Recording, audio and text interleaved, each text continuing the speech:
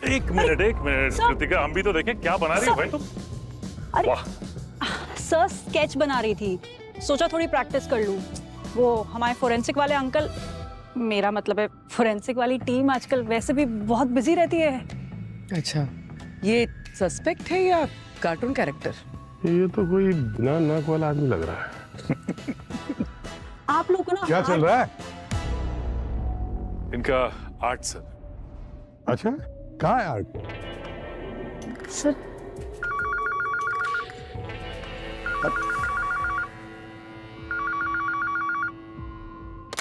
Hello,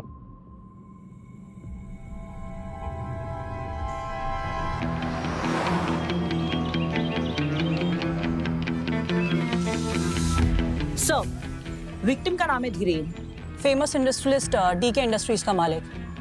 sir, आज सुबह जब ये हॉस्पिटल से डिस्चार्ज हुआ था तो एकदम ठीक था, लेकिन रास्ते में इसकी मौत हो गई। कल रात को अपना 50th बर्थडे सेलिब्रेट करके ये हॉस्पिटल में एडमिट हुए थे।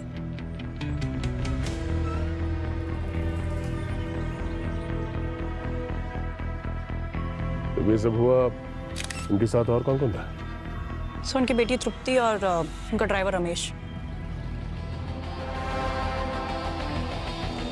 कितने सालों से आप धीरेन जी के साथ काम कर रहे हैं? मैडम 10 साल से।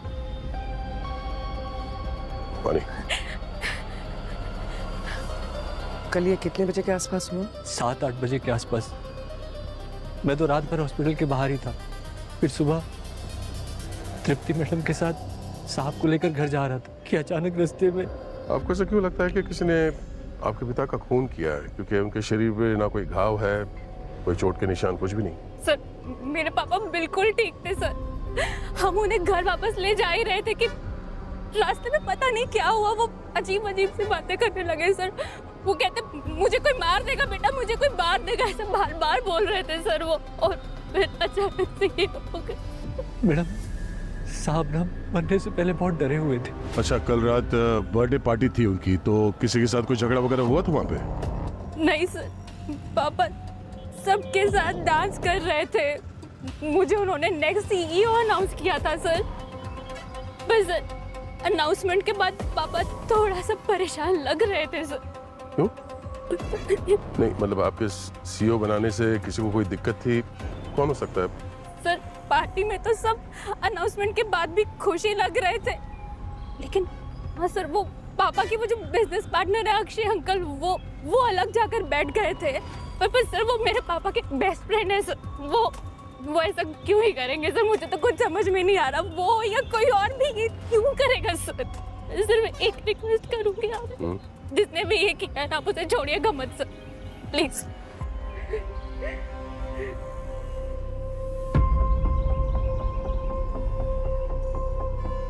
सर, मैं ये धीरेन की कॉल डिटेल्स निकलवाती हूँ। इस अक्षय से भी मिलना पड़ेगा। मैंने रोड के आसपास की सारी फुटेज चेक की, लेकिन कहीं कुछ नहीं मिला।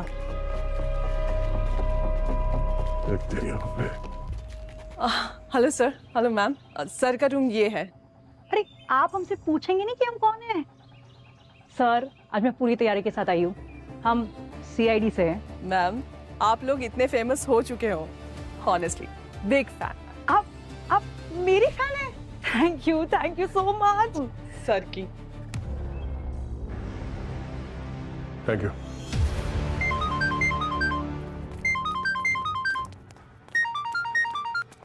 अब ये फोन रिकॉर्ड से पता चला है कि धीरेन को आखिरी कॉल अक्षय का ही आया था। मतलब हमारा शक सही था। क्या? ओके। नहीं, तुम टेंशन मत लो, मैं देखता हूँ, मैं कुछ करता हूँ। 1 मिनट, मैं कॉल करता हूँ। Yes sir. कल रात धीरेन को कॉल क्यों किया था तुमने? सर, उसकी तबीयत पूछने के लिए। जब मुझे पता चला कि धीरेन घर में बेहोश हो गया है, तो उसका हालचाल जानने के लिए मैंने कॉल किया था। बड़ी फिक्र हो रही है तुम्हें, जबकि धीरेन ने तो बिजनेस बेटे के नाम कर दिया था। और इस बात को लेकर तुम्हें गुस्सा तो नहीं आया? और हो सकता है गुस्से में आके। नहीं सर, धीरेन मेरे बड़े भाई जैसा था। माना कि बिजनेस उसका था, लेकिन मैंने कंपनी को 20 साल दिए हुए हैं। अचानक से धीरेन ने पार्टी में तृप्ति को सीईओ अनाउंस कर दिया, जबकि दोनों में बिल्कुल नहीं जमती थी। धीरेन की वाइफ की डेथ के बाद तृप्ति यूएस चली गई थी, फिर अचानक से उसे सीईओ बनाना मेरी कुछ समझ में नहीं आया। मैंने तो उनको ऑफिस में बहस करते हुए भी देखा था। और किस बात को लेके बहस हो रही थी आपस में? सर मैं दूर खड़ा था इसलिए सुनाई नहीं दिया, लेकिन कुछ बिजनेस रिलेटेड था। लगता है तृप्ति सीईओ बनने के लिए धीरेन पर प्रेशर डाल रही थी। और आप नहीं चाहते थे कि तृप्ति सीईओ बने, राइट? नहीं सर, ये आप क्या कह रहे हैं? देखिए मेरा यकीन कीजिए, मैं सच कह रहा हूँ। धीरेन मेरा बहुत अच्छा दोस्त था। हाँ, तृप्ति के सीईओ बनने से मैं नाराज जरूर था, लेकिन धीरेन के साथ ऐसा कुछ करने का मैं कभी सोच भी नहीं सकता था। मर्डर की रात आप कहाँ थे? रात में मैं क्लब में ही था, सुबह घर गया। आप चाहें तो वहां के स्टाफ से पता कर सकते हैं। पता तो हम कर ही लेंगे, लेकिन आप शहर छोड़कर कहीं नहीं जाएंगे, समझे? जी सर।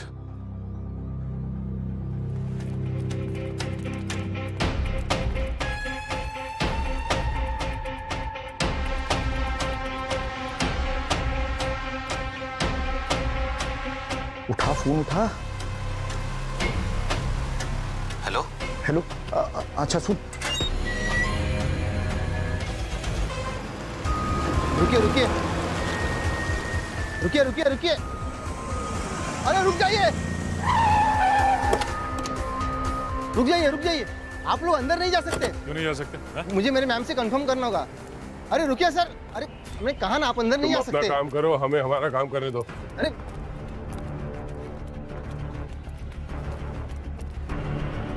सर, कुछ पता चला कि खूनी कौन है? हाँ, पता चल जाएगा। खूनी शायद हमारी आंखों के सामने ही है। आपने हमें बताया नहीं कि आप और धीरेन के बीच ऑफिस में बहस हुई थी। किस बात को लेकर हुई थी बहस? मुंह बंद रखने से काम नहीं चलेगा, बोलना पड़ेगा। अक्षय ने हमें सब कुछ बता दिया है। अक्षय अंकल तो चाहते ही नहीं थे कि मैं सीईओ बनूं। नफरत करते हैं वो मुझसे, इसीलिए तो मेरे और पापा की पर्सनल बातें बता दी उन्होंने आपसे। अच्छा, तुम्हें क्या लगा वो हमें नहीं बताते? तुम्हें पता नहीं चलता? जो पूछ रहे हैं ना, चुपचाप उसका जवाब दो। तुम और तुम्हारे पापा के बीच में आपस में बनती तो नहीं थी, तो इतना अचानक ये प्यार क्यों? शर्म आती है मुझे अपने बाप पे। क्यों? ऐसा क्या किया था उन्होंने? एक नंबर के अय्याश आदमी थे, पर इसी चक्कर में पापा और मम्मी की लड़ाई भी हुआ करती थी। माँ के जाने के बाद मैं पापा की शक्ल तक नहीं देखना चाहती थी। कुछ दिन पहले ही पापा ने फोन किया, मुझसे बहुत बार माफी मांगी। मुझे एहसास हो गया कि शायद वो अकेले पड़ गए हैं, उन्हें मेरी जरूरत है, बस इसीलिए मैंने उन्हें माफ कर दिया सर। लेकिन उनका चक्कर उसके बाद भी चलता रहा और ये बात आपको बर्दाश्त नहीं हुई, आपने खून कर दिया उनका। सर, एक बाप कितना भी बुरा क्यों ना हो, एक बेटी ऐसा कभी नहीं करेगी। मैं चाहती थी कि उनको उनके कर्मों की सजा जरूर मिले, पर मैं ऐसा क्यों करूंगी सर? सर, धीरेन के फोन रिकॉर्ड से एक नई इन्फॉर्मेशन मिली है। उसके मरने से ठीक पहले उसे एक अजीब सा मैसेज आया था। क्या मैसेज था? सिर्फ एक वर्ड, सॉरी। सिर्फ सॉरी? Yes sir. मरने से पहले किसी ने धीरेन को सॉरी भेजा था। इसका मतलब ये हुआ कि या तो मैसेज भेजने वाला धीरेन के मर्डर के बारे में जानता था और उससे माफी मांगना चाह रहा था, या फिर ये भी हो सकता है कि जिसने वो मैसेज भेजा था वही खूनी हो। कुछ पता चला ये मैसेज भेजा किसने था? सर, बर्नर फोन से मैसेज आया, अभी तक ट्रेस नहीं हो पा रहा।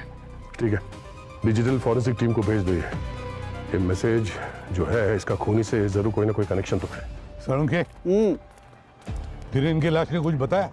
बताएगी बताएगी, पहले तो आप ये देखो, इसके ये क्या है ये सर में इंजरी देखो।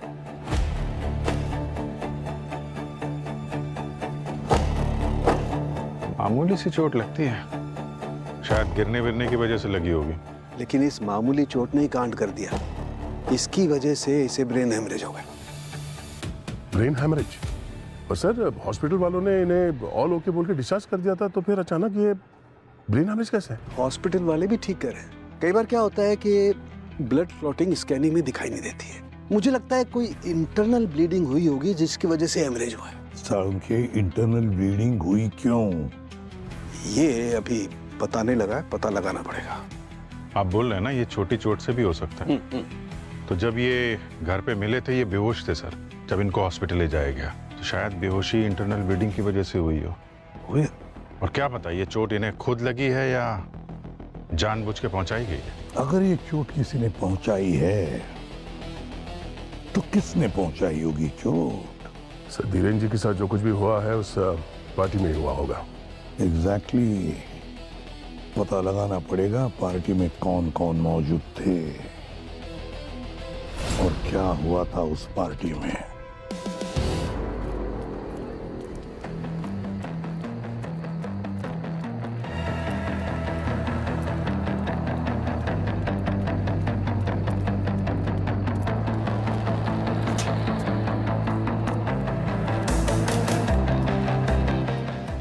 सुनो, यस सर। हम सीआईडी से, या मैनेजर कौन है उसको बुलाओ। जी सर। सुरेंद्र सर। बोलो। सीआईडी वाले आपसे मिलने आए हैं। जी सर, बताइए। धीरेन की पार्टी में यहाँ पे जितने भी लोग थे तुम्हारे स्टाफ में, सर्विस स्टाफ में, क्लीनिंग वेटर, उन सबको यहाँ पे बुलाओ। ओके सर, बुलाओ सबको। ठीक है सर। Kritika, Yes, sir. ये जो सीसीटीवी कैमरा है इनके फुटेज चेक करो। सर्वर रूम का है? वो लास्ट रूम है यहाँ से।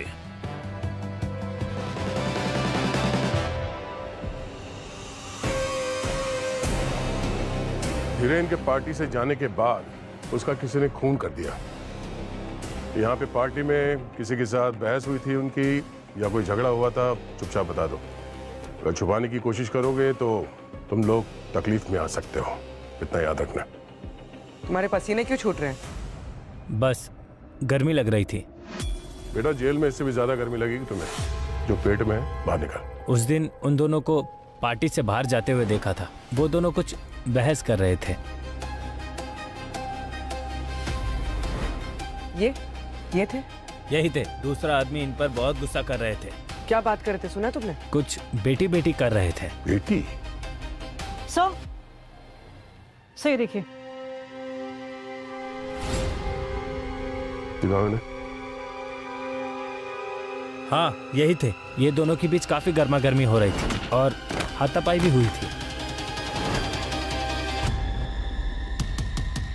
बुलाओ इसे ब्यूरो में। तुम्हारी धीरेन के साथ हाथापाई हुई थी या नहीं? हाँ। तो बता क्यों नहीं? मैं डर गया था, आप लोग सीआईडी है, अगर ये बात नहीं छुपाता तो आप सब मुझ पर ही शक करते। शक नहीं, अब पूरा यकीन हो गया है कि धीरेन को तुम नहीं मारा है। नहीं सर, मैं ऐसा नहीं कर सकता हूँ। बस मेरी धीरेन के साथ पार्टी में लड़ाई हुई थी। किस बात को लेकर लड़ाई हुई थी तुम्हारी? वो मैं आपको नहीं बता सकता। नहीं बता सकते मतलब? क्यों नहीं बता सकते? क्योंकि वो पर्सनल है। ओ हेलो मिस्टर अक्षय, अभी अगर दया सर पूछेंगे ना तो पिछले जन्मों की बातें भी बोलने लगोगे। जो पूछ रहे चुपचाप बताओ। सर, धीरेन मेरे भाई जैसा था। वो मेरा बहुत अच्छा दोस्त भी था, लेकिन वो एक अच्छा पति नहीं था। उसके बहुत सारे अफेयर्स हुए थे और इन्हीं अफेयर्स की वजह से धीरेन और उसकी वाइफ में लड़ाई होती रहती थी।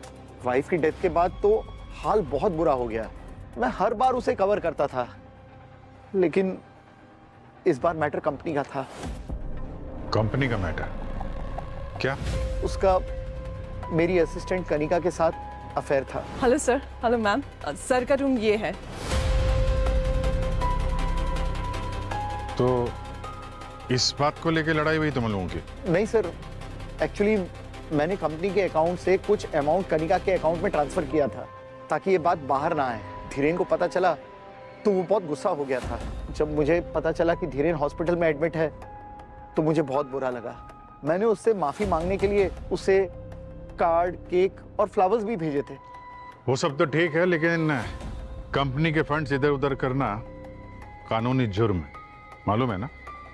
सर, इनके सारे बैंक अकाउंट अच्छी तरह से चेक करो। मनी ट्रांसफर वगैरह सब कुछ, सब पता चल जाएगा, समझे? सब पता चल जाएगा। देख वो सॉरी वाला मैसेज, उसके बारे में कुछ पता चला? सर, उसने किसी पुराने मॉडल से वो मैसेज भेजा है। थोड़ा टाइम लग रहा है। जानबूझ के पुराना फोन इस्तेमाल किया ताकि आसानी से ट्रैक ना हो, वरना आजकल तो सब लोग स्मार्टफोन यूज करते हैं, कैमरे वाला। एक काम करते हैं, धीरेन के सारे कॉन्टैक्ट्स की लिस्ट बनाओ। देखो उनमें से किसी के पास इस तरह का फोन है क्या? पता तो चले कि ये सॉरी बोलने वाला है कौन। हाँ सारंगे, क्या खबर है? खबर ये है बॉस कि सोने के दाम गिर रहे हैं, इन्वेस्ट कर लो। बड़े अच्छे मूड में हो।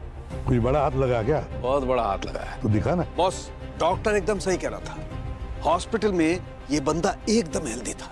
मगर डॉक्टर साहब, आपने तो कहा था कि धीरेन की मौत ब्रेन हैमरेज से हुई थी। हुई नहीं थी, मौत करवाई गई थी, ब्रेन हेमरेज जैसे कुछ। मैं बताता हूं, इसकी मदद से करवाई गई थी। क्या ये? न्यूरोथ्रोम्बेक्स वर्जन 5। परसों की कड़ी मेहनत और मेडिकल रिसर्च से इसे बनाया गया है। सिर्फ 2 बूंद काफी है इसकी किसी भी इंसान की जिंदगी लेने के लिए। ऐसा क्या करता है केमिकल? सचिन, ये पूछो क्या नहीं करता है, मैं बताता हूं। यहाँ आइए, ये देखो, ये किसी भी इंसान की ब्लड वेसल्स को कमजोर कर देता है और उससे ब्लड क्लॉटिंग शुरू हो जाती है, ठीक वैसे ही जैसे किसी के ब्रेन हेमरेज के वक्त होती है। तो किसी ने जानबूझ के धीरेन को ये ड्रग दिया था? बिल्कुल। ये देखो, ये जो न्यूरोटॉक्सिक कंपाउंड है, इसकी वजह से इसकी ब्लड क्लॉटिंग की एबिलिटी खत्म हो गई थी। ये देखो कैसे अजीब से पैचेस दिखाई दे रहे हैं। बस मुझे भी शुरू में यही लगा था कि शायद इसे ब्रेन हेमरेज ही हुआ है। जी सर, ये ड्रग इतनी आसानी से किसी को भी दिया जा सकता है? सचिन, यही तो खासियत है इसकी। इसकी ना अपनी कोई स्मेल होती है, न इसका कोई कलर होता है, न कोई टेस्ट होता है। आसानी से किसी भी चीज में डिसॉल्व हो जाता है और कोई कलर भी नहीं छोड़ता। बिल्कुल नहीं। ये देखो,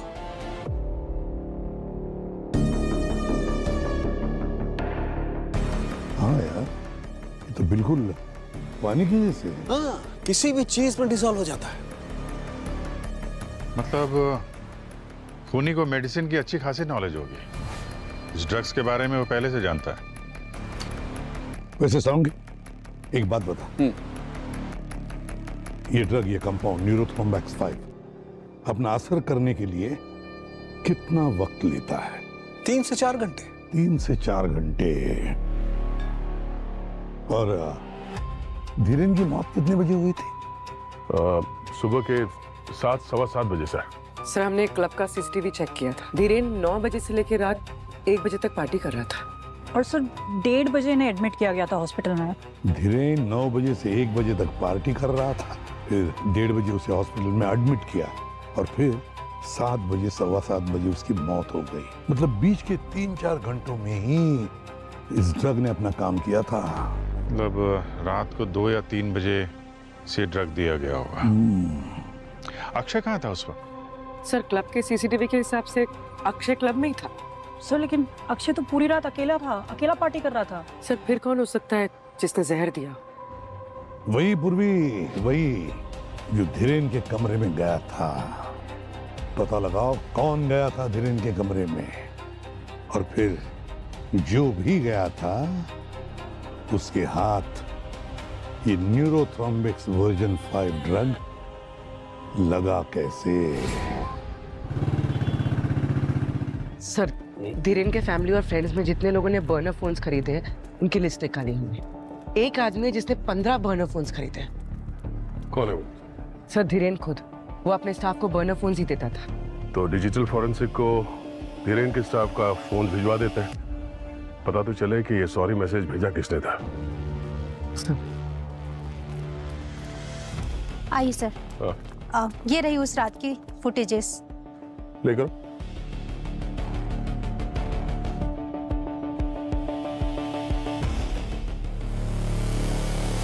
एक मिनट, ये पॉज कर। ये तो कोई औरत है। जरा और जूम हो सकता है इसमें? यस। कनिका,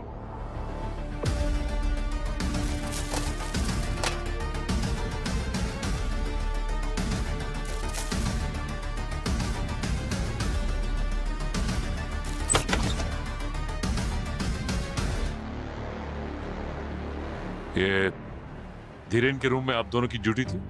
जी जी सर। आपने किसी को भी धीरेन को कुछ अलग से खिलाते हुए देखा? नो सर, डॉक्टर ने सर को कुछ प्रिस्क्राइब किया नहीं था और हमने भी अपनी तरफ से कुछ नहीं खिलाया। अच्छा, तो फिर जहर किसने खिलाया? जहर? जी हाँ, जहर। धीरेन की मौत जहर की वजह से हुई थी। उसे किसी ने जहर दिया था हॉस्पिटल में। आपने किसी को देखा इन्हें कुछ अलग से खिलाते हुए, या फिर बाहर से कुछ मंगाया गया हो? हाँ सर, एक पार्सल आया था केक का, साथ में कार्ड और फ्लावर्स भी थे, लेकिन तृप्ति मैम ने तो सिर्फ फेंकवा दिया था डस्टबिन में। सर कहीं वो जहर उस केक में तो नहीं था? ये केक कहाँ फेंका आप लोगों ने? सर हॉस्पिटल का सारा कचरा गार्बेज एरिया में फेंका जाता है। ठीक है, आप लोग जा सकते हैं। Thank you sir. एक काम करते हैं, हाँ सर। गार्बेज एरिया चेक करते हैं।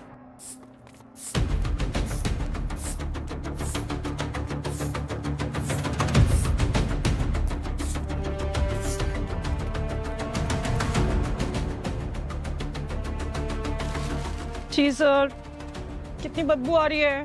जब कचरा है तो बदबू तो आएगी। हाँ सर लेकिन मेरे पास इसका एक सोल्यूशन है। क्या कर रही है? सर मैं परफ्यूम लेकर आई हूँ घर से।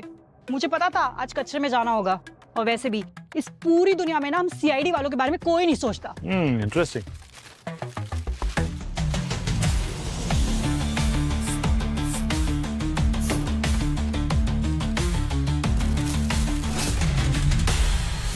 एक मिनट, ये धीरेन का रूम नंबर 417 था ना? हाँ सर। ओह,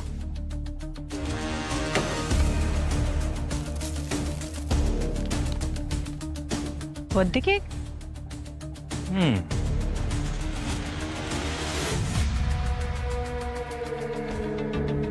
एक काम करते हैं, इसे फॉरेंसिक लेके चलते हैं। सर मैंने कुछ नहीं किया। I really love Dhiren. वो तो अपनी बर्थडे पार्टी में तृप्ति को हमारे बारे में बताने ही वाला था। फॉर इन्फॉर्मेशन मैं आपको बता दूं कि उसने ऐसे 4-5 और लोगों को ही बोला है। और जब उसने तृप्ति को तुम्हारे बारे में नहीं बताया, तुमने उसका खून कर दिया। नहीं, ऐसा क्यों कह रही है? क्या कर रही थी तुम उस रूम में? मैं बस मिलने गई थी। अक्षय सर ने पैसे दिए थे हमारा अफेयर छुपाने के लिए। मैंने वो पैसे भी लौटा दिए थे। सर मैंने कुछ नहीं किया है सर, मैं सच में कुछ नहीं किया है। सुनूंगा सर। हाँ सर। हाँ दया, मुबारक हो। किस बात के लिए सर? अरे भाई, जहर मिलने की खुशी में वो केक जो तुम लोगों ने भेजा था ना दोस्त, जहर उस केक में नहीं था। तो इसमें खुशी की क्या बात है? अरे सुन तो लो पूरी बात यार। जहर केक में नहीं था, लेकिन जहर केक वाले बॉक्स में था। जहर केक में नहीं, केक बॉक्स में था। अब ये क्या चक्कर है सर? कि ऐसा तो नहीं कि जिसने भी वो केक वहां पे दिया था, जहर उसके हाथ में हो जिसकी वजह से वो बॉक्स में लग गया? There you are. Right. ठीक है sir, thank you.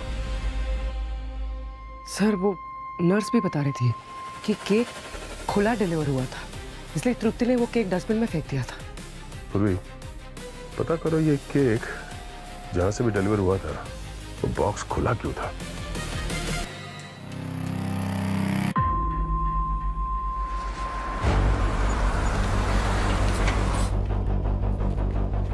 Sir bakery से कंफर्म किया कि उनकी तरफ से तो केक पैक था। उन्होंने किचन की भी फुटेज भेजी।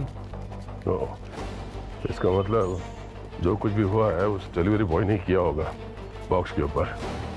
अच्छा, बेकरी वालों से उसका एड्रेस यहीं का बताया ना? हाँ सर।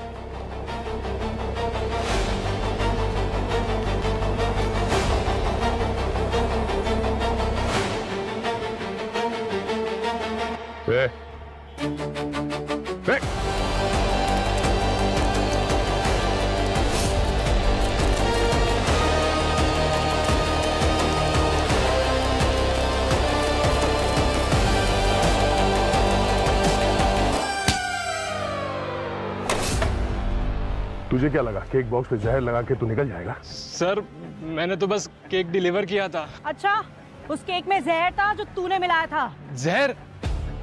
सर मैंने जहर नहीं मिलाया सर। तो फिर भागा क्यों? सर वो मैंने केक में से एक पीस खा लिया था सर। दिन रात डिलीवरी करते करते भूख लग गई थी। मैं डर गया था सर कि अगर पकड़ा गया तो मेरी नौकरी चली जाती, इसलिए मैं भागा सर। सर धीरेन को किसी ने 2 से 3 बजे के बीच में जहर दिया था, ठीक उसी दिन जिस दिन उसने अपना सारा बिजनेस अपनी बेटी के नाम पे कर दिया था। और सर इस बात से सबसे बड़ी दिक्कत तो उसके बिजनेस पार्टनर अक्षय को होनी चाहिए। सर लेकिन अक्षय तो उस वक्त क्लब में था, और ऐसा मान भी लिया जाए कि अक्षय ने जहर भेजा हो तो सर उसके भेजे हुए केक में जहर था ही नहीं। जहर तो केक बॉक्स पर लगा हुआ था। सर केक बॉक्स पे जो फिंगरप्रिंट्स हैं हमने उसे चेक किए हैं, वो किसी से मैच नहीं हो रहे सर। हमारे पास अक्षय की असिस्टेंट कनिका, उसके भी फिंगरप्रिंट्स हैं। सर उस केक बॉक्स के अलावा हमारे पास और भी एविडेंस है जिससे अभी तक फिंगरप्रिंट्स लिए नहीं है सर। वो बॉटल सिरिंज इतनी बुरी तरह से टैम्पर्ड है तो स्कैन करना थोड़ा मुश्किल हो रहा है। हो सकता है उससे कुछ मिल जाए। ये जो भी कोई है पहले जहर भेजता है और फिर सॉरी का मैसेज भी भेज देता है। बहुत शातिर समझता है अपने आप को, मगर उसे ये पता नहीं कि सीआईडी के चंगुल से कोई अब तक बचा नहीं है। पूर्वी, पता चला वो सॉरी मैसेज वाला फोन धीरेन के किस स्टाफ मेंबर का है? सर सॉरी वाला मैसेज तो स्टाफ में से किसी ने नहीं भेजा है, लेकिन इंस्पेक्शन के लिए जब हमने सारे लोगों के फोन्स लिए, सिर्फ इस रमेश ने, धीरेन के ड्राइवर ने, इसने अपना फोन नहीं दिया। ये वही ड्राइवर है ना जो खून के वक्त धीरेन के साथ था गाड़ी में? हाँ सर। तो फिर दया इस रमेश के घर का कोना कोना छान मारो, हो ना हो वो फोन उसी रमेश के पास ही होगा। तुमने अपना फोन क्यों नहीं दिया था? साहब मेरा फोन पहले ही चोरी हो चुका था। अच्छा, पुलिस में कंप्लेंट लिखवाई थी? हाँ साहब, उसकी रिपोर्ट भी है मेरे पास। तुम अकेले रहते हो इस घर में? हाँ मैडम। अच्छा ये बताओ कि किसी को हॉस्पिटल में आते हुए देखा मिलने के लिए धीरेन से? नहीं साहब, हॉस्पिटल में कोई नहीं आया था, बस तृप्ति बिटिया ही थी उनके पास।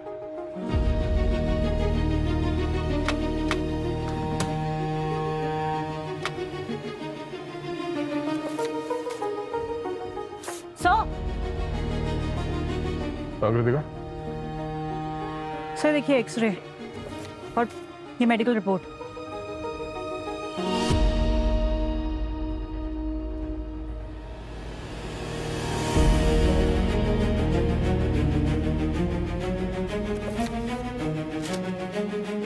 क्या ये? हाँ? इतने सारे महंगे कपड़े, ये धीरेन की वाइफ के मेडिकल रिपोर्ट तुम्हारे घर में क्या कर रहे हैं? ये कपड़े कहीं धीरेन की वाइफ की तो नहीं है? तुम्हारे पास कहां से आए? हैं? साहब मैंने कुछ नहीं किया साहब, आप मेरा यकीन मानिए, मैं धीरेन साहब के यहाँ बहुत सालों से काम करता हूँ साहब। हमारे साहब की और मैडम की बिल्कुल नहीं बनती थी। हमारे साहब के बाहर बहुत सारी लड़कियों से बहुत सारे चक्कर चलते रहते थे।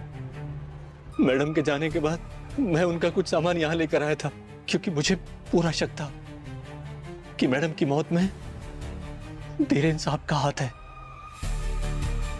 अगर तुम्हें शक था कि धीरेन ने अपनी वाइफ को मारा है तो तुमने पुलिस को क्यों नहीं बताया? साहब हिम्मत नहीं जुटा पाया। मैंने सोचा था इस बार जब तृप्ति बिटिया आएंगी तो ये सब सामान उन्हें दे दूंगा, पर उससे पहले ही साहब ये देखो। और भाई साहब ये भी देखो। ये भी मतलब ये तो दोनों एक ही है ना? नहीं है, दोनों सेम नहीं है, दिखते सेम है, लेकिन ये स्कैन दो अलग अलग लोगों के हैं। ये वाला जो है ये धीरेन का है, ये वाला धीरेन का नहीं है, धीरेन की पत्नी का। क्या बात कर रहे सर? मतलब सर जिस ड्रग से धीरेन की वाइफ का खून हुआ है उसी ड्रग से ये धीरेन भी मरा है? एग्जैक्टली। और देखो दोनों का ब्लड क्लॉटिंग का पैटर्न सेम है, लेकिन ये धीरेन की पत्नी वाला जो स्कैन है इसमें एक खास बात है। बॉस, धीरेन की पत्नी को किसी ने ये ड्रग आईवी ड्रिप के जरिए दिया है। IV drip? हाँ, मैंने बताया ना तुम, इस ड्रग का कोई अपना कलर नहीं होता है, पानी जैसा होता है। तो बस आसान सी बात है, किसी ने आईवी ड्रिप में इंजेक्ट कर दिया और खेल खत्म। मतलब 4 साल के बीच में 2 खून हुए और दोनों खून का तरीका एक ही है। मतलब जिसने धीरेन को मारा उसी ने धीरेन की वाइफ का खून किया?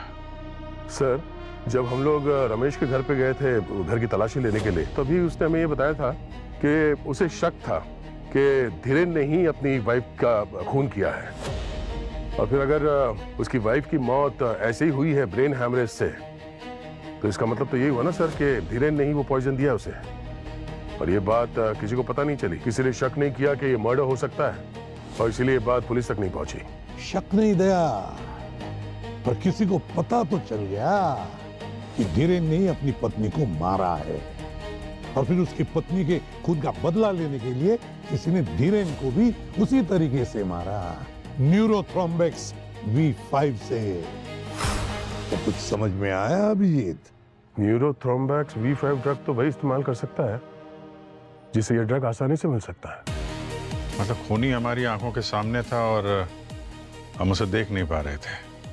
कोई ऐसा जो धीरेन की वाइफ के बहुत करीब थी। सर कहीं आप सब तृप्ति के बारे में बात तो नहीं कर रहे? एग्जैक्टली।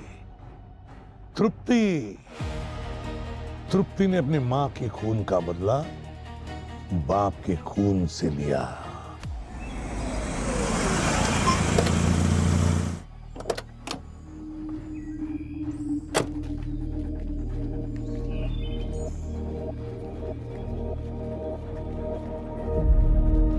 तृप्ति, तृप्ति, कहाँ तुम? तृप्ति,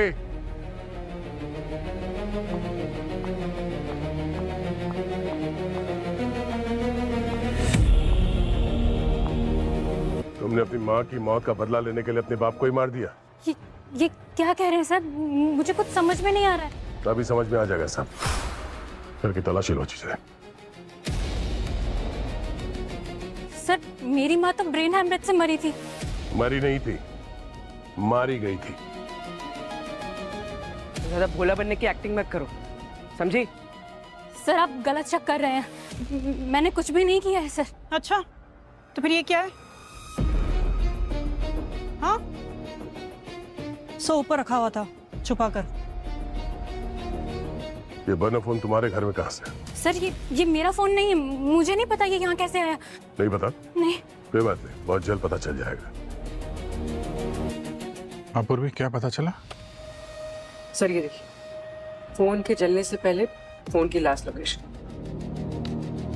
ये तो तृप्ति का घर है। पूरी एक काम करो, जरा फिर से चेक करो।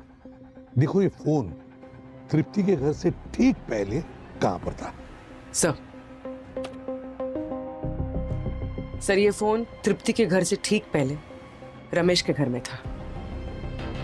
तो रमेश ने तो रिपोर्ट लिखवाई थी ना कि उसका फोन चोरी हो गया है। पर ये लोकेशन किस दिन का है? डेट देखो। 27 अप्रैल। और रमेश ने फोन चोरी होने की कंप्लेंट कब लिखवाई थी? सर 26 को।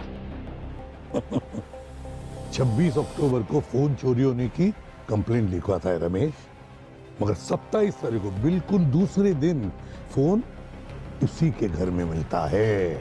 तो इस रमेश ने तृप्ति को फंसाने के लिए उसके घर में फोन रखा था। और वो ऐसा करेगा क्यों? बॉस।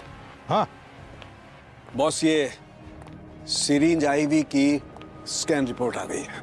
तो क्या तृप्ति के फिंगरप्रिंट के साथ मैच होती है? तृप्ति से तो छोड़ो बॉस, कनिका, रमेश, अक्षय किसी से भी मैच नहीं होते। अरे पर सवाल तो अब भी वही है कि भले रमेश ने फोन उसके घर में छुपाया था, लेकिन जहर किसने मिलाया? देखो एक बात ध्यान रखो, ये जो ड्रग है ना बॉस, ये आसानी से नहीं मिल सकती है। ये हॉस्पिटल में भी आईसीयू में इमरजेंसी में ही मिल सकती है।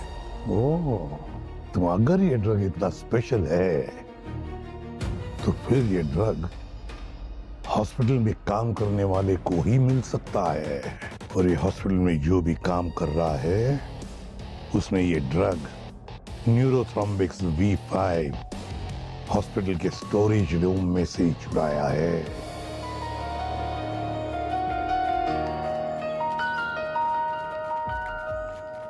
सर ये ताला, ये रमेश तो भाग गया सर। ऐसे कैसे गया ये? जरा पढ़ो तो पूछते। एक्सक्यूज मी, ये रमेश कहाँ गया? घर पे ताला लगा हुआ। आप लोग कौन है? हम लोग CID से। अच्छा, वो तो आज शाम की बस से अपने गांव को जा रहा है। आज सुबह उसके घर से एक लड़की आई थी सूटकेस मांगने। कौन थी लड़की? उसके साथ कोई लड़की रहती तो है, पर रमेश ज्यादा किसी से मतलब नहीं रखता है, इसलिए हमने भी कभी पूछा नहीं कि कौन लड़की है, क्या लगती है। वैसे कुछ किया है क्या रमेश ने? वही पता कर रहे हैं। ये हॉस्पिटल का जो स्टोर रूम है उसमें जो एंट्री और एग्जिट है उसका पूरा रिकॉर्ड चाहिए मुझे। जिस तरह धीरेन को यहाँ पे एडमिट किया था उस टाइम का निकालना।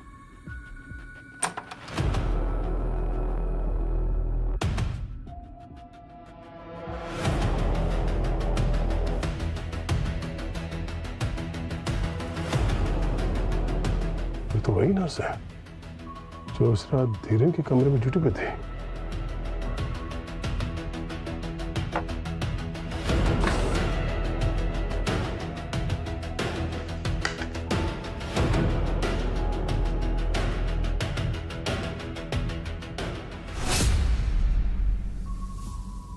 धन्या, सर हॉस्पिटल का सारा कचरा गार्बेज एरिया में फेंका जाता है।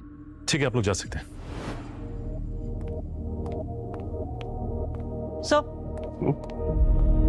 सर ये स्टोरेज यूनिट में तानिया का आई कार्ड मिला है। तानिया का एक स्टोरेज रूम है।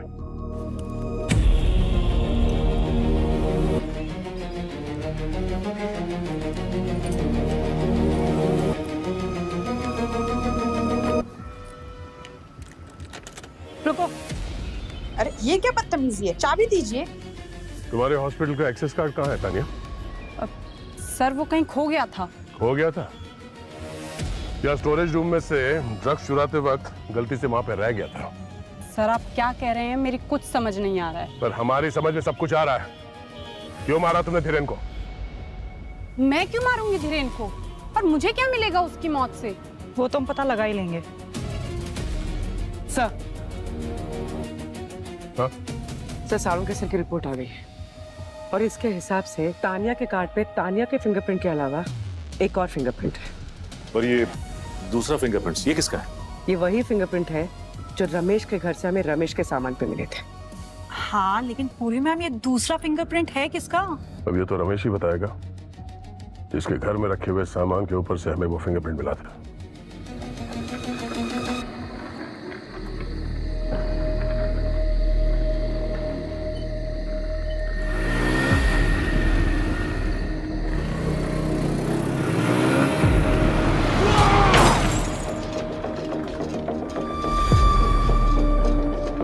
पता नहीं क्या चल रहा है आजकल। अभी कुछ दिन पहले इसके मालिक धीरेन की मौत हुई और अब ड्राइवर रमेश की भी।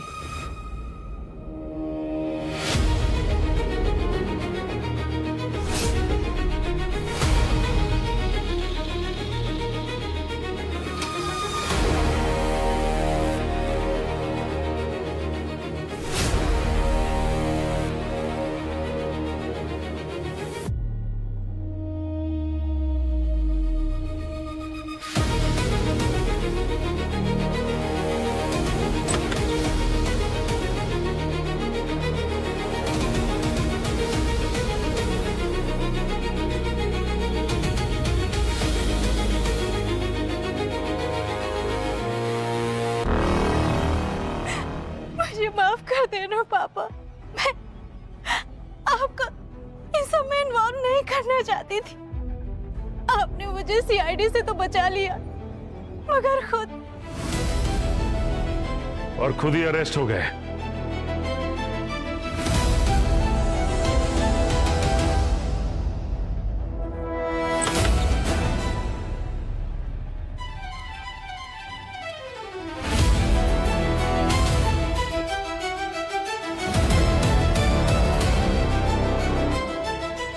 तुमने तानिया का आई कार्ड लेकर हॉस्पिटल से ड्रग्स चुराया और फिर चुपके से उसे धीरेन के आईवी में मिला दिया जो तुम्हारे असली पापा थे। और रमेश ने तुम्हारा सॉरी मैसेज छिपाने के लिए सबूत भी तृप्ति के घर छुपा दिए। इसलिए थोड़ी देर के लिए हमने तुम्हारे इस पापा को छुपा दिया। हाँ। मैंने ही मारा है धीरेन को। सर इसमें पापा का कोई हाथ नहीं है। इन्हें तो कोई आइडिया भी नहीं था मेरे प्लान का। ये बस मुझे बचाना चाह रहे थे। तुम्हें बचाने के लिए या तृप्ति को फंसाने के लिए? तुम्हारे पापा ने जो फोन रखा था ना छुपाकर तृप्ति के घर में, वो ये मत कहना कि उसे गिफ्ट दिया था। एक बेटी को बचाने के लिए एक मासूम को फंसाना उतना ही बड़ा जुर्म है जितना तुमने किया है धीरेन को मारकर, समझी? मेरे पास और कोई रास्ता नहीं था साहब। मेरी बेटी अनुराधा के अलावा मेरा इस दुनिया में और कोई नहीं है। लेकिन साहब मैं तृप्ति बिटिया को भी फंसाने नहीं चाहता था।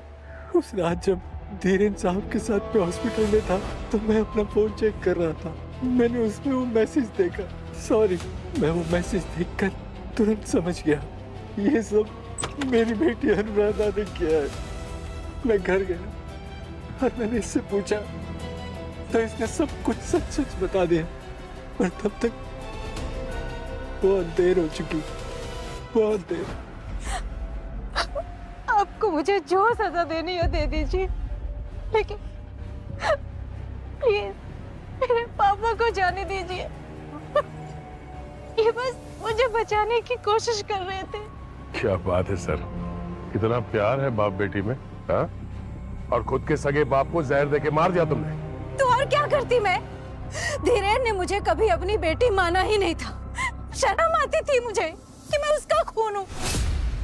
मैंने सोच रखा था कि मैं बस अपना हिस्सा लेकर पापा के साथ विदेश चली जाऊंगी, हमेशा हमेशा के लिए। लेकिन फिर तृप्ति आ गई और सब कुछ बदल गया। तृप्ति को रास्ते से हटाने में तुम दोनों ने कोई कसर नहीं छोड़ी थी।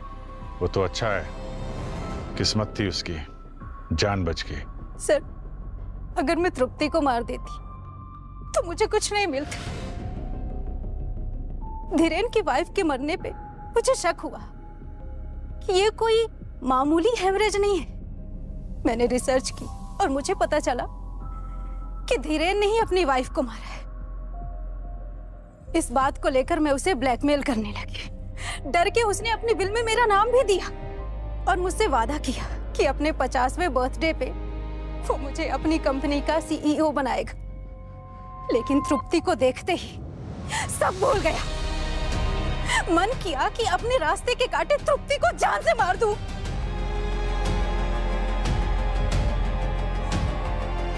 लेकिन फिर मेरे हाथ में कुछ नहीं आता। और अगर धीरेन मारा जाता है तो सारी प्रॉपर्टी उसकी तुम्हारे नाम हो जाती है। हाँ, एक को ऊपर भेज दिया और दूसरे को जेल भेजने ही वाली थी कि फिर आप लोग आ गए। जहाँ पे जुर्म होता है ना, सीआईडी वहां पे समय पे पहुंच ही जाती है। धीरेन तुम्हारा बाप, उसे बाप मानने में तुम्हें शर्म आती थी, मगर उसकी प्रॉपर्टी चाहिए थी। वाह वाह अनुराधा, मान लिया कि धीरेन ने जो कुछ भी किया गलत किया, मगर तुमने भी धीरेन को मारकर कोई सही नहीं किया। बहुत बड़ा जुर्म किया है तुमने, खून का जुर्म है तुम पर, समझी? अब जेल की सलाखों के पीछे दोनों चक्की पीसते बैठना जिंदगी भर। ले जाओ इन्हें। चलिए चलिए।